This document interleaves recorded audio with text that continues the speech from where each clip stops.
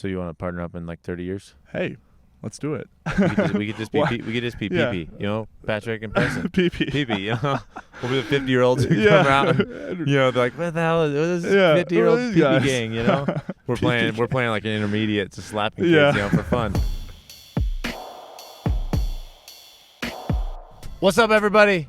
Today, in the HTR podcast world, we got a super special friend of mine. He's been playing since beginning of time in terms of spike ball wise, Roundnet wise. He's been a top 10 player for as long as he's been playing. He can win a tournament by himself. This is none other than Drucker. How's it going, guys? I'm Patrick. Preston. How's it going? Fun to be out here with you right now. It's fun to be out here and not on a couch. Not on a couch, yeah. Yeah, I know you. The couch might not have been big enough for you. No. Yeah, barely. so we had to go to the great outdoors Yeah. to get you a home that fits. Yep. Yeah, dude. So, I mean, I said it briefly, and I'm just going to get right into it, as always. But in terms of Roundnet, I mean, you've known it as a bunch of different names. Mm-hmm. You know, from the beginning of time, I think it was just Spike Ball, then Revolve, then now Roundnet. Yep.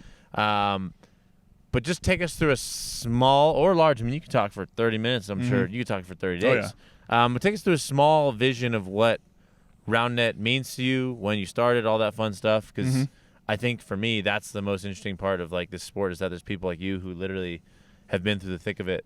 And we complain about serve ball, but it's like, you know, you've been through from it the all. start. Yeah. Yeah. So just take us through a brief little journey of Drucker's days with Roundnet. Yeah, absolutely. So let's start from the beginning. Back in high school around, I think 11 or 12 years ago, I was a junior. And Still tall. still tall. Yeah. tall. Still Yeah. Around the same height back then. Really? Yeah. Jeez. I haven't grown but back in high school, I think the first time I saw spike ball was I was at a football game, a school football game. It was a home game, and we had the stands, and behind the stands there were like 4 or 5 nets set up, spike ball nets. Yeah. I go back there and see, you know, so many people playing during the game. Right. Yeah, this was like, And you're like, what the heck during are you guys halftime. doing? Yeah, I'm like, what's going on back Yeah. here? And all these guys are playing, and there's like a line. They're like, you know, tons of people lined up to play, and we were just swapping out one after another. Every time, after every point, one person would swap in. Was it mistake-wise? Because like I remember we play now. It's like if you make a mistake, you go out. It might have been that way. Yeah, I don't But it really was just, remember. like, But yeah, it was just like fair. swapping out every time. And I got in there with some of my buddies, and we just kept playing, you know, the rest of the game, all the way through. Did you wreck everybody that night, or was it like? No, I was Okay. awful. Okay. Yeah. There were some people there that were really good. Yeah. Who've been playing for weeks at that point. Yeah, who have been playing, for at least a few weeks. I think so. How it started was, I'm pretty sure Chris Reuter introduced it to the volleyball team or someone on the volleyball team at the school, and I had a friend of mine who was on the volleyball team, and he knew that guy. Yeah. And he showed it to him and took us back there, and we were just playing all night, and it was awesome. And from there, we were just hooked. You know, I think Chris Reuter might have sent us some sets or something like that, and we just played every single day, every day. And who was your founding for? Like, who was the founding fathers of that high school Roundnet? Or I mean, there probably was like 50 people. No, but like, yeah, there was a group of people. Nobody that still plays right now. yeah. So Not Dylan. Yeah. Dylan might have been there. I'm not sure. I know he's been playing around the same amount of time as me. He was a lowly chump. Though. Yeah, and he was the same age as those guys. Yeah. Yeah. He's You a hear little that, Dylan? No. Chuck called you a chump. I did not really. No, but yeah, he was the same age as those guys who we were playing with, who introduced it to us, and so I'm sure, you know, he found out from them too, and learned from those guys. And Dylan and I are pretty much the only two, you know, hardcore players from around that time. Right. So That's pretty crazy though. Yeah. Was Chris Reuter at the high school that night? I can't remember. I want to say he was, but So I feel yeah, like I don't 4 or remember 5 for sets sure. back then, He was that's always like around. Yeah. 90% of the sets. Yeah, I know. Yeah, exactly. Yeah. I know.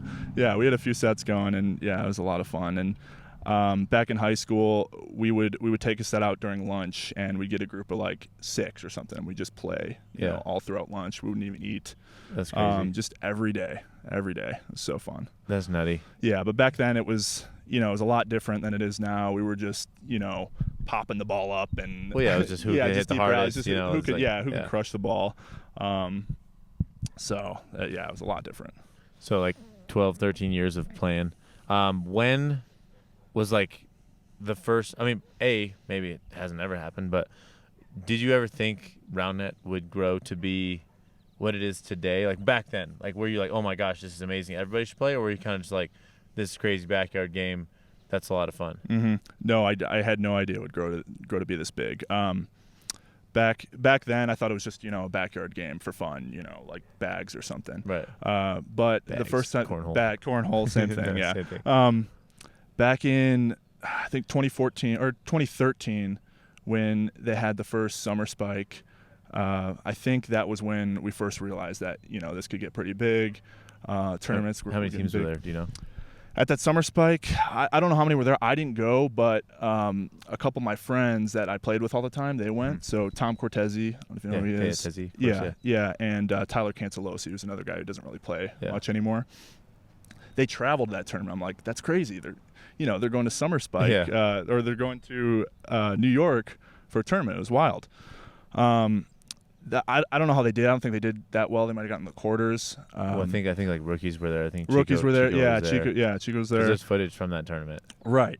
And at that time, I was like, I looked up some videos on YouTube, saw Skylar and Sean, Handsome Beavers and everything. I saw them playing a little bit. I thought it was pretty cool. And then, so they played that tournament. 2014 is when I started getting into it a little more, the competitive scene, because my two friends who played at Summer Spike, they were like, the top players at the time. I wasn't really, that great by then. Then 2014, me and Tom Cortese, the guy who went to Summer Spike the year before, we ended up traveling to San Diego to play in a tournament in March. You wouldn't go from Chicago to New York, but you'd go from Chicago to San Diego. I'm like, you know what? This could be pretty cool. I've never been to California.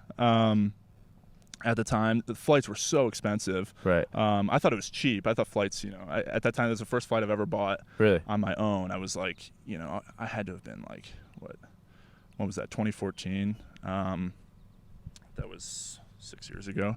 Yeah, so I was pretty young at the time, and I didn't know how expensive flights were. I was in college. It was like $500 I think, for a flight, and I was like, oh, not bad. Not bad. Go to San Diego. Yeah, not was bad. It for just a weekend? Diego. Yeah, it was just for the weekend. Oh, I don't think I've ever paid for a flight that much. Yeah, so it was awesome. Actually, let me back up, because before that tournament, we saw, I think, videos of I think it was Hansby versus Chico and maybe some Nashberg videos or something like that floating around on there. Throwback. What's up? Yeah, and we heard about the Savage sponsorships. Savage was in it way back when? Yes, they were in 2014. They were in it. Yeah. So they got sponsorships by Savage. I'm like, whoa, that could be pretty cool. They're getting the best people from all around the country and giving them money to travel and stuff. Or back giving then them jerseys. It probably wasn't. I mean, yeah, no. $200, so maybe. Right. So we reached out to Savage and we're like, hey, we're the best players in Chicago. Could we, maybe get a sponsorship or something? Yeah. And they gave us a sponsorship, Hey. and we got some free jerseys and stuff. And we went to San Diego. We competed there. I think we played Handsome Beavers in the semis, I want to say, and they gave us You get smacked. Yeah. They gave us a beating. Yeah. So. But it was really humbling playing against them, because we thought we were the best. I'm sure they thought they were the best. Well, I feel like everybody, especially back then. Back then, like we didn't know. Before there was a scene, I feel like even when I first started playing back in 15, it was like everybody you met was like, dude, I'm the best. Like I'll beat you, and you're like, no, I'm the best. I know. And then you play them, and then it's like, there's a huge divide between recreational and competitive. Yeah, and traveling that far and seeing those great players, it was an awesome experience. Wait, so that wasn't your first one? That was your first traveling tournament? That was actually, now that I think about it, the year before, 2013, we had the unofficial nationals in Chicago. In Nashville. And was that your first travel? travel? Spike-a-palooza is what they call it. That was my first major travel. We drove down there. It was around, I think, eight hours. We got a huge group of local players, and we played there. Yeah. Tom Cortese, my partner. Right. We went down there and we played. What was your guys' team name again?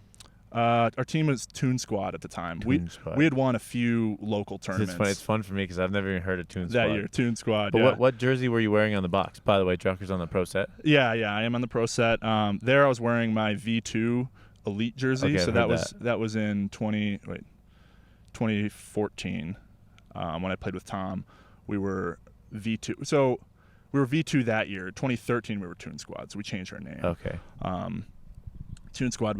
I just wore like the Bill Murray from Space Jam jersey. Yeah, that's what I was gonna ask. We ordered jerseys Toon online. Squad? Yeah. Literally Toon Squad.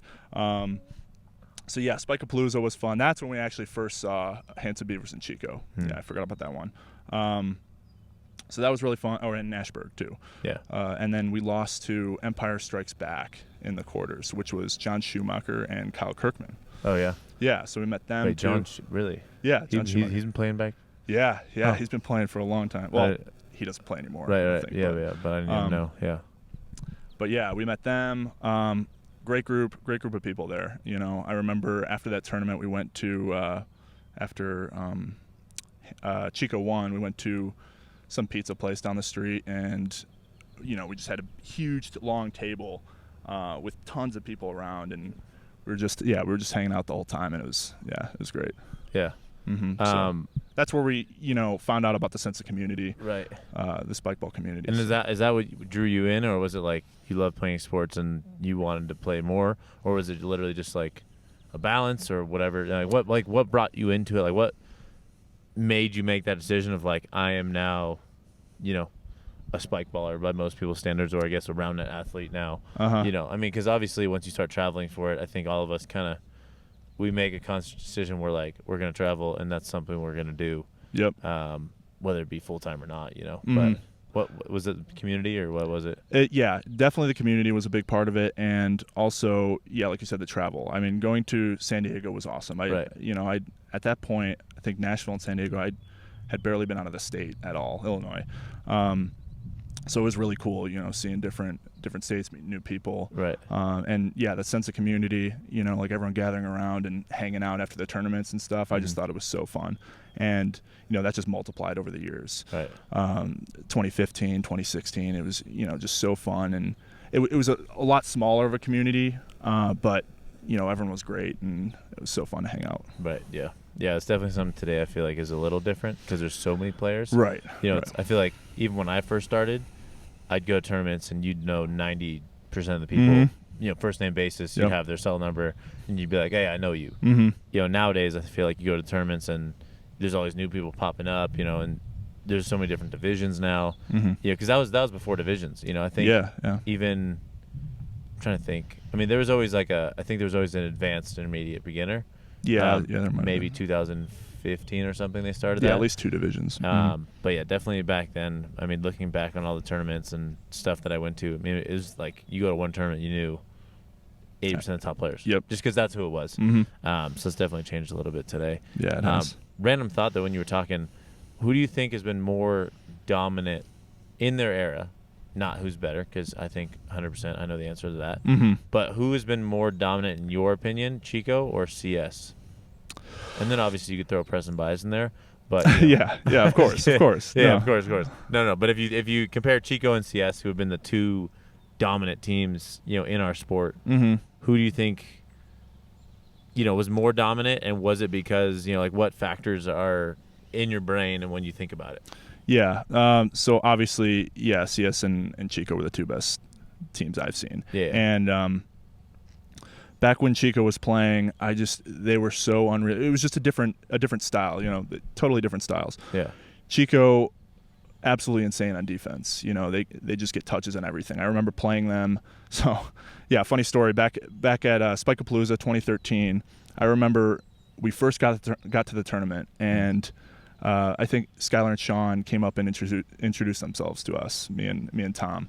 They're like, hey, we're the best in the world. Yeah, pretty much. That's how I met Skylar and Chico. He was like, yeah, I'm the best in the world. Yep. And I was like, out of what? I know, right? You know? I was going to say something like, I don't know. We're pretty good. Right. And then we just played, right before the tournament, we played them in like, you know, a small pickup game just for fun. We're like, let's see what you got, you know? And one thing that really sticks out to my mind was as we were playing, Skylar just out of nowhere. He was so far off the net. I think, what was it? So I spiked the ball. Sean gets a touch or something, and Skylar sets it back to the net with his back. And I'm like, what the heck is this? Right over the net, Sean kills it. Yeah, and I'm like, okay, these guys are insane. Oh, yeah. Just their crafty style of play. Great defense. It was just insane. And we still had some really good servers back then. I remember John Schumacher would just rip lefty serves at you. Yeah. But they weren't like, they wouldn't do any like cut serves or step outs or anything. Yeah, no. I feel like the step out like was like that. Yeah, that was. I remember honestly Billy Buckhauser. You remember Billy? Yeah. I remember when he did it back in the day, and it was literally like you can't, like that's not going to be good. Yeah. I was like, just hit it at him. Yep. But then now everyone does step outs. Everyone does anything. I know. But yeah, Chico's craftiness, control, I think is what made them them. But yeah, them versus CS now. And then CS, they rip serves left and right, and they're also so consistent in every other part of the game. And I think in terms of pure dominance, I think it might have to go to CS because they just, for the most part, they just destroy teams. Right. Other than, the top few that can compete, they just wreck people. Right. And I think Chico would have, closer games. They wouldn't really, try and pool play as much. Right. They get bet seeds. They still beat everyone, but it just wouldn't be as pure domination. Right, it wasn't like super clear. But they didn't really lose much back then either, right? No. Because CS, same thing. They lost. No, they'd win every game. Maybe a few matches, in the past 3 years. Yeah, if they're down, they'd come back and they'd win. But they would get down, I think, at some points. But they'd still always win. Yeah, I mean, I remember watching film and then just like their consistency and control, and how they could pull balls from 20, 30 feet off the net back to the net. Yeah. I mean, even 2016.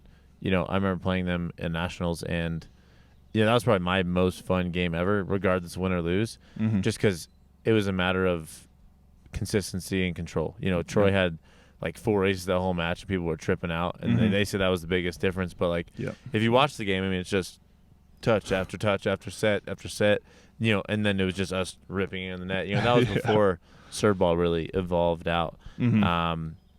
But moving back to CS, so you choose CS over Chico in terms of dominance, which I think I would agree, especially with the more advanced field. Yeah. Chico, it's like I feel like they were working for spike ball at the time, like or maybe they weren't. I don't know. I think they were. But like, that was their whole lives, and they had to improve on their own time. They just got more touches, and like back then that was what it was. This season though, 2020 kind of got canceled Corona wise. Yeah. Do you think CS still would have been the number one team? That's so tough. I mean, from what I've seen, just this week actually, like I feel like it's going to be tough for them. Yeah. I mean, they didn't struggle last year, but they had their ups and downs. So I think at this point they might be kind of getting that point in time where Chico, was slowing down a little bit. Right. So obviously, I'm sure they're working really hard and improving as well. I haven't seen them play in many months. Yeah. And I'm seeing everyone play here, and everyone's just getting so much better. Right. Yeah. It's wild. Well, it's always I mean, you take like a month off and you come back, and people have reverse cuts. Yeah. I know. It's like Corona happens, and all of a sudden reverse cut happens, right. and everyone's like, what the heck this? happened? Yeah. Yeah. The whole game. I feel like it's. But I love it though. I mean, I'm sure you love it too. That the game keeps growing. Yeah. Because I know for like 2 years ago, I was kind of doubtful of like what else can happen, and like nothing's major happen, but like just consistency factor, like people hitting wise, like it's just better and better and better and better. And like I feel like 2 years ago there was CS, Wabi was there and we were decent, but like we didn't have any right to go beat them. Like it just wasn't a thing. They were just better. But like now I feel. Service-wise, I mean, there's servers in advance that have better serves than me, and I'm like, how the heck, because they practice, they grind, So they practice. But it's just crazy to see the depth of the game today. Moving slower and slower away from Roundnet, because I want to get in my Roundnet rambunctious ragamaroo questions. How long do you see yourself continuing to play, even if it's just casual terms in Chicago? I mean, is Roundnet at this point something that's in your life forever, or is it like, I'm not going to tournaments, I'm not going to play? Because there's been people, Devin, who just straight up ghosted out of the blue. Yeah. and they were just like, Roundnet, I'm done. Mm-hmm. You know, now he's slowly trickled back in. But I think for me, I'm going to be playing forever. You know, as long as there's tournaments, even if I'm not competing, you know, I hope to be like Mark Donaldson when I'm like 50 and go out and just slap kids, you know, and be like, hey, like, you know. Still got it. Still got it, you know. Yep. And that's like 30 years from now, but like, why not, you know, because I think it's going to keep growing. But where's your head at with it all? And, I mean, on the back end of that question, do you think it's going to grow into something, you know, huge, phenomenal, Olympic-y wise? Mm-hmm. So, yeah, I've tried to quit, you know, several times. You've retired. Yeah, you know. I've retired. I mean, it's hard not to come back, you know. I just the community, all the people I've met throughout the country, I can't not see them, you know. Right. It's just they're good friends, and you know, I want to see them. So I go to tournaments, and then I play in tournaments, and I enjoy the competition. Right. So, you know, I don't see myself not playing for a while, at least a few tournaments a year. Right. It's been rough this year, not really playing. Right, because you don't get to see anybody. But yeah, exactly. And you know, like I said, I love the competition and the friendships, and that's why I think I'll keep playing. You know? You want to partner up in like 30 years? Hey, let's do it. We could just be PP, you know, Patrick and Preston. PP, you know, we'll be the 50-year-olds who come around. You know, they're like, what the hell is this 50-year-old PP gang? You know, we're playing like an intermediate, just slapping kids, you know, for fun. No, that'd be fun. But no, I mean, I'm right there with you. I just feel like it's hard. Because, I mean, even for me, I mean, I struggle with finding joy in the current game, you know, outside of tournaments. I love tournaments. I love competition. But at the same time, it's just like the community is just too good and the people are too good. So, you know, the friends I've made, I'm sure the friends you've made, you're going to keep for a long time. Yeah. But, yeah, so I'll move on to my favorite segment, the Roundnet Random Ragamaroo Razzmatazz. Yep. Yeah. Let's do it. Yep. Okay. How many blades of grass do you think you could eat in an hour? In an hour, I would say without losing blades of grass, if you know what I mean. Oh, without losing them, yeah. Yeah, without in an like, hour, that's like tough. misplacing them, you know. Yeah, you know. I'd say probably without misplacing them. Yeah, without misplacing them. 7. 7? 7 blades of grass? Just like Are you gonna be taking like mouthfuls? What? You know? What do you think? Yeah, just like that. 7 of that, huh? You misplaced that one. No, I didn't misplace it yet. But if you know, you know, if I happen to misplace it, you know, then I lose. 7. Okay, that was a lower answer than I thought. If you could be a car or a plane, what would you be? If I could be a car or a plane, I would be a car. Car? Yeah. Why? Actually, I'd be a car too. You'd be a car too? Yeah. I mean, it'd be scary being so high up in the air. Are you afraid of heights? Yes, I'm afraid of heights. I used to be afraid of heights. Like Ferris wheels. Can you do Ferris wheels? Yeah, I could probably do a Ferris wheel. Roller coasters frighten me. I remember Summer Spike. We tried to get. Did you go on the? You never went on the roller coaster in Summer Spike. No, when plane I didn't. Die? Yeah, no. Okay, car over plane. I'd choose the same. Yeah. Sticking with the would you rather be one or the other, would you rather be an ant or an anteater? Wow, that's a tough one. And let's just say, I don't know the lifespan of an ant, but let's say 10 years for both. 10 years for both? Like the longest living ant in the world. Yeah, I know. I would say ant, you know, because it'd be cool, you know, going underground, you know, little colonies. But if you get stepped on, obviously, then you don't. Yeah. I don't want to get stepped on. But you could be an intelligent ant. Okay, so I can avoid. Let's say footsteps. your mind, anteater, 10 years. Yeah, ant for sure. Anteater. Yeah. What do they do? You don't want to be. Yeah, I don't wanna... You get that big bushy tail? Yeah, I don't know about that. Okay, ant. Yeah, I'd go ant for sure. Okay. $1 million, happy wife, happy life. As in, like, family, stability, all that fun stuff. Not $1 million. That's a dumb question. Choose the other one. $100 million. $100 million. And not saying that you couldn't acquire a wife and children and all that fun stuff, but it just wouldn't be guaranteed. Like, you're guaranteed perfect match. They say, here's your match. You're going to have XYZ kids, and you're freaking like, dream. Wow. And you could still make $100 million. Yeah. But nothing's guaranteed on either end. True. Okay. Okay. I would go happy wife, happy life. Happy life, happy Yeah. happy life, Yeah. happy wife, happy Happy wife, life. happy life. Okay, I feel like that's a good answer. I think I do this. I do the same.